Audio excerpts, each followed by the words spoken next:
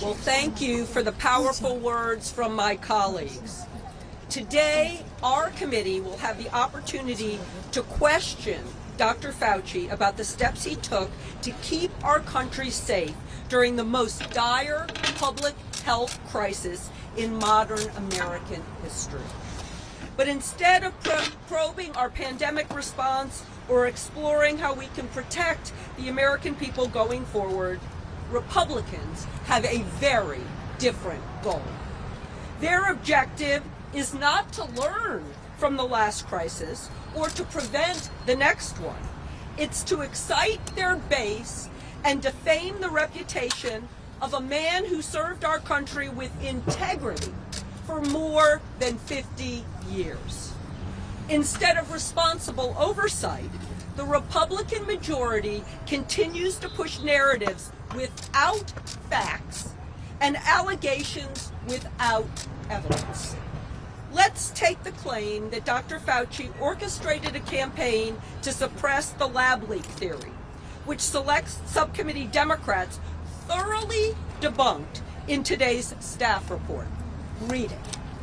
For months, Republicans have argued that Dr. Fauci deliberately campaigned to shift the findings in the proximal origin paper, despite witnesses stating that Dr. Fauci did not contribute meaningfully to any meeting regarding that paper. The paper's own authors even testified that they were not influenced by him. Now let's take the baseless allegation that Dr. Fauci was escorted into the CIA to influence the agency's analysis of the pandemic's origin. Dr. Fauci confirmed in his interview with the subcommittee that he hasn't been to headquarters in 2 decades. Yet this claim still has not been publicly retracted by Select Subcommittee Republicans. More lies.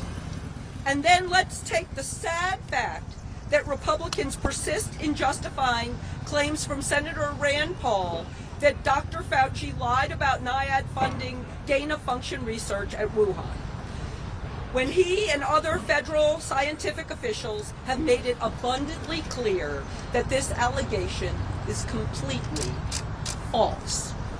As members of Congress, we have a responsibility to be honest and straightforward with the American people, especially about issues of public health and safety. Republican partisan games and dangerous misinformation are undermining confidence in science and public health. And this is driving public trust in our scientists to new lows. It's shameful. If we create false doubt about the integrity of public health researchers today, we can't expect the American people to heed their guidance tomorrow.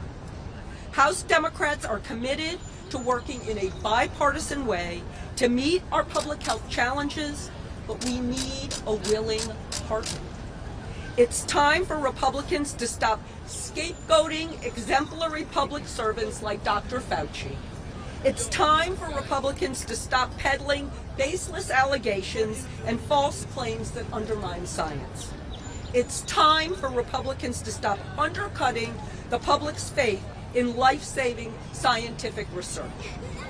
Our health and the health of our loved ones are at risk under their watch. Thank you, and now I will turn it over to an outstanding member of the Select Subcommittee, Congressman Robert Garcia.